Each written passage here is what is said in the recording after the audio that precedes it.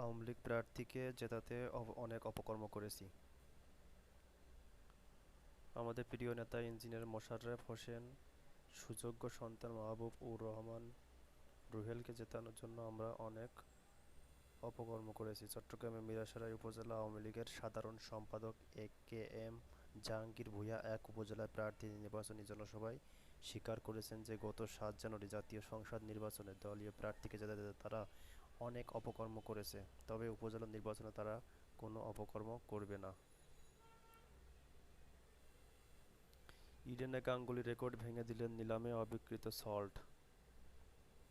এবারের আইপিএলের আগে হওয়া খেলোয়াড় নিলামে অবিক্রিত ছিলেন ইংল্যান্ডের ফিল সল্ট। গত মাসে স্বদেশি জেসন রয় ব্যক্তিগত কারণে সরে দাঁড়ানোয় কপাল খুলে যায়। তার সুযোগের সদ্ব্যবহার করে কলকাতা নাইট রাইডার্সের হয়ে একের পর এক ম্যাচে তাণ্ডব চালিয়ে যাচ্ছেন তিনি। সেই ধারার দলটির ঘরের মাঠ ইডেনে গার্ডেন্সে ১৪ বছর ধরে টিকে থাকা একটি রেকর্ড ভেঙে দিলেন এই ডানহাতি বিস্ফোরক ওপেনার।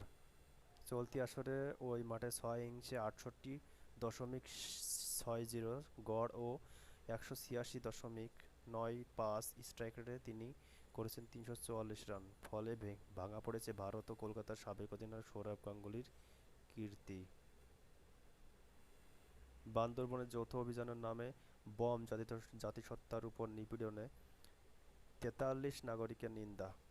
ডক্টর ইউনূসের বিরুদ্ধে রংপুরে শ্রম আইন লঙ্ঘনের মামলা স্থগিত করলেন হাইকোর্টের। গ্রামীণ কৃষি ফাউন্ডেশনের প্রতিষ্ঠাতা চেয়ারম্যান নোবেল বিজয়ী অধ্যাপক ডক্টর মোহাম্মদ ইউনূস সহ ৬ জনের বিরুদ্ধে রংপুর শ্রম আদালতে দায়ের করা শ্রম আইন লঙ্ঘনের মামলার কার্যক্রম স্থগিতের নির্দেশ দিয়েছে হাইকোর্ট।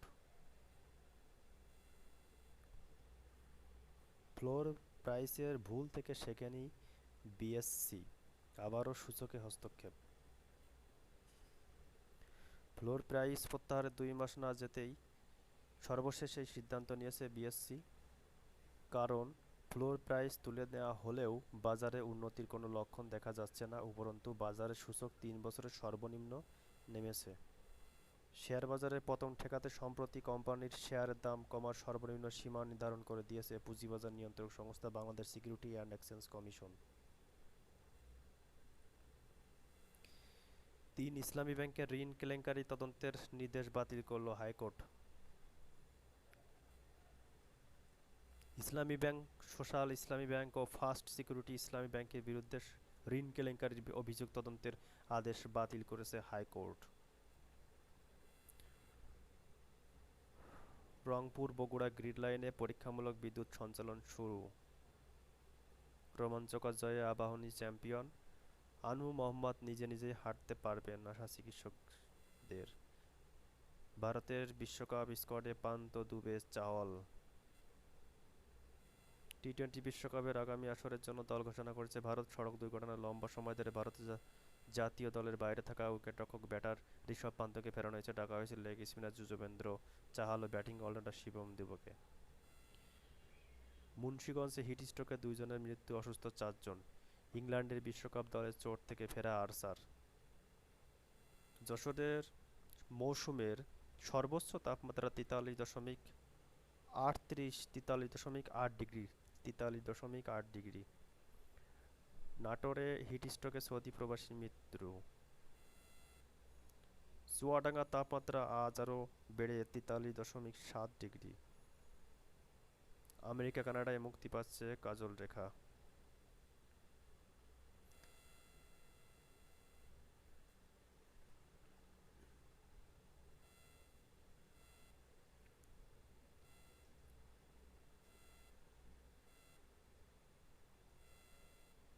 ৫ বছরের ডিজিটাল নিরাপত্তা আইনে ৪৫১ সাংবাদিকের বিরুদ্ধে মামলা, গ্রেপ্তার।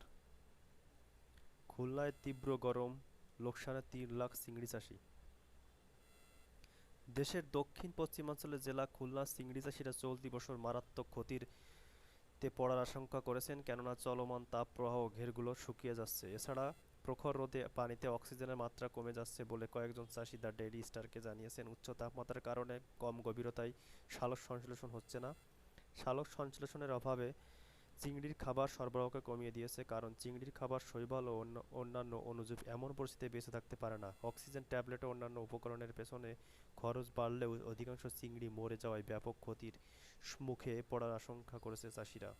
রপ্তানি উন্নয়ন ব্যুরো তথ্য অনুসারে 2023-2024 অর্থবছরে জুলাই মার্চ 29,80,00,000 ডলারের হিমায়িত ও তাজা মাছ রপ্তানি করা হয়েছে। এটি আগের বছরের তুলনায় 21% কম।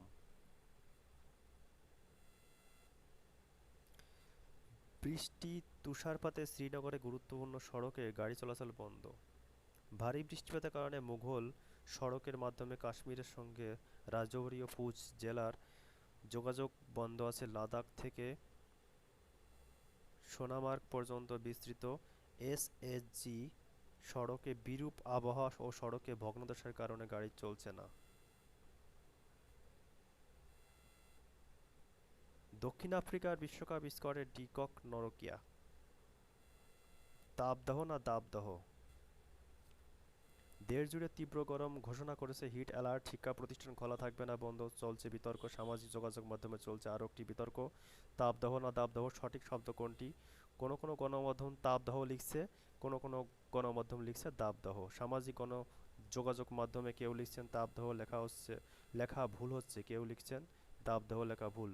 বিষয়টি নিয়ে দ্য ডেইলি স্টার কথা বলেছে ঢাকা বিশ্ববিদ্যালয়ের ইমেরিটাস অধ্যাপক সৈয়দ মনজুরুল ইসলাম, বাংলা একাডেমির মহাপরিচালক মোহাম্মদ নুরুল হুদা, কথাসাহিত্যিক আহমদ মোস্তফা কামাল, ঢাকা বিশ্ববিদ্যালয়ের ভাষা বিজ্ঞান বিভাগের অধ্যাপক মোহাম্মদ আসাদুজ্জামান, মাধ্যমিক ও উচ্চ শিক্ষা অধিদপ্তরের উপপরিচালক প্রাবন্ধিক কুদরতি খুদার সঙ্গে এ প্রসঙ্গে অধ্যাপক সৈয়দ মনজুরুল ইসলামের ভাষ্য, তাপপ্রবাহ বলতে আবহাওয়ার সহনীয় গতি বোঝায়, আর তাপদাহ হচ্ছে তীব্র তাপ ও দাহ মিলে গঠিত কাছাকাছি শব্দ। এটা মানুষের মুখে প্রচলিত, কিন্তু অভিধানে নেই। বর্তমানে যে অবস্থা অনুভূত হচ্ছে সেটা দাবদাহ এবং সেটা আবিধানিক, তাই আমি দাবদাহ শব্দটির পক্ষে। সত্যজনের প্রতিবাদ যেভাবে যুক্তরাষ্ট্রের জাতীয় ইস্যুতে পরিণত হলো। আন্দোলনরত কয়েকশো শিক্ষার্থী জমায়েতের মধ্যে ঢুকে সংঘর্ষে জড়ানো, টেনে হিঁচড়ে শিক্ষার্থীদের গণহারে গ্রেপ্তার, নারী অধ্যাপককে মাটিতে ফেলে হাতকড়া পরানো, মার্কিন পুলিশের এমন কর্মকাণ্ডে বিস্মিত গোটা বিশ্ব। মত প্রকাশের অধিকার, প্রতিবাদ ও বিক্ষোভ প্রদর্শনের অধিকারে সর্বদা সোচ্চার যুক্তরাষ্ট্রের শীর্ষ বিশ্ববিদ্যালয়গুলোতে পুলিশি অভিযান ও ধরপাকড় দেশটির সংবিধান বিশ্ববিদ্যালয়ের নীতিমালা ভাবমূর্তির সঙ্গে একেবারেই সাংঘর্ষিক। টেক্সাস বিশ্ববিদ্যালয়ে আন্দোলনকারীদের গ্রেপ্তার করছে পুলিশ। ছবি রয়টার্স। বাংলাদেশ ব্যাংকের সিদ্ধান্ত গণমাধ্যমের স্বাধীনতা হরণেরই নামান্তর।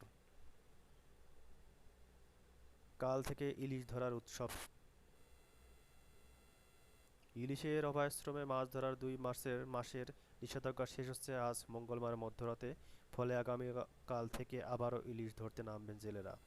বরিশাল বিভাগীয় মৎস্য কর্মকর্তা নৃপেন্দ্রনাথ বিশ্বাস আজ ডেইলি স্টারকে বলেন, ইলিশ ডিম ছাড়ার পর জাটকা যাতে বড় হতে পারে সেজন্যই মাছ ধরায় অভয়াশ্রমে নিষেধাজ্ঞা দেওয়া হয়েছে। অভিযানের কারণে এবার নিষেধাজ্ঞা সফল হয়েছে। ফলে ইলিশ মাছের উৎপাদন লক্ষ্যমাত্রা এবার 5.71 লাখ মেট্রিক টন পূরণ হয়ে 5.80 লাখ মেট্রিক টনে পৌঁছাতে পারে বলে আশা করা হচ্ছে, যে কারণে হামাস মানতে পারে ইসরায়েলের যুদ্ধবিরতির প্রস্তাব। সোমবার মার্কিন পররাষ্ট্রমন্ত্রী অ্যান্টনি ব্লিংকেন জানান, হামাসকে এমন একটি যুদ্ধবিরতির প্রস্তাব দেওয়া হয়েছে যা হামাসের কাছে গ্রহণযোগ্য হতে পারে।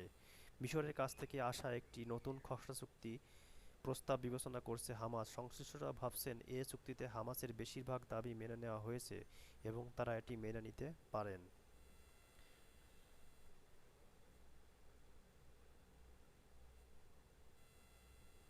ক্যাশলেস হচ্ছে খিলগাঁও তালতলা মার্কেট। ক্যাশলেস হচ্ছে খিলগাঁও তালতলা মার্কেট। ফ্লোটিং ডাক সিন্ড্রোমে ভুগছেন না তো? বাইরের তীব্র গরম, ঘরেও নেই স্বস্তি। কলম্বিয়া বিশ্ববিদ্যালয় বহিষ্কার হওয়া সত্ত্বেও আন্দোলন চালিয়ে যাওয়ার অঙ্গীকার শিক্ষার্থীদের।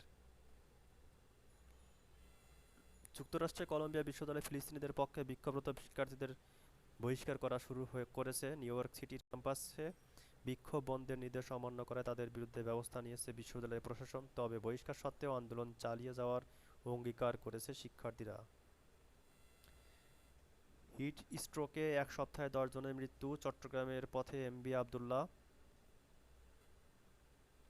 সোমালিয়া জলদস্যুর কবল থেকে মুক্ত বাংলাদেশি জাহাজ এমভি আবদুল্লাহ ২৩ জন ক্রু সদস্য নিয়ে দেশে পথে রওনা হয়েছে। জাহাজটি আজ ভোরে সংযুক্ত আরব আমিরাত বন্দর থেকে চট্টগ্রাম এর উদ্দেশ্যে রওনা হয়েছে।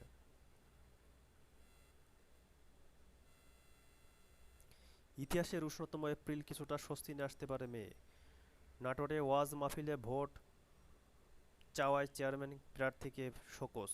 রাত ৮টার পর শপিং মল, বাণিজ্যিক প্রতিষ্ঠান বন্ধের আহ্বান বিদ্যুৎ বিভাগের। সরকারি চাকরিতে আবেদনের বয়সসীমা বাড়াতে শিক্ষা মন্ত্রণালয়ের চিঠি।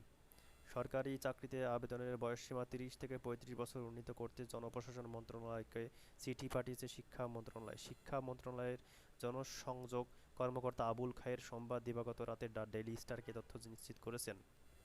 তিনি বলেন, শিক্ষামন্ত্রী মহিবুল হাসান চৌধুরী নওফেল সম্প্রতি এই চিঠি পাঠিয়েছেন। ওই চিঠিতে বলা হয়েছে, বর্তমানে সরকারি, বেসরকারি ও স্বায়ত্তশাসিত প্রতিষ্ঠানের সব ধরনের চাকরির প্রবেশের বয়সসীমা ৩০ বছর মানদণ্ড হিসেবে অনুসরণ করা হয়েছে। চাকরিতে আবেদনের বয়সসীমা আন্তর্জাতিক মানদণ্ড অনুযায়ী ৩৫ বছর করার দাবিতে শিক্ষার্থীরা দীর্ঘদিন ধরে রাজপথে আন্দোলন চালিয়ে আসছে। ২০১৮ সালে আওয়ামী লীগ নির্বাচনী ইশতেহারে শিক্ষা, দক্ষতা ও কর্মসংস্থান বৃদ্ধি অনুচ্ছেদে সরকারি চাকরিতে প্রবেশের বয়সসীমা বাড়ানোর বিষয়ে মেধা ও দক্ষতা বিবেচনায় রেখে বাস্তবতা নিরীক্ষে যুক্তিসঙ্গত ব্যবস্থা গ্রহণ করা হবে বলে জানিয়েছিলেন।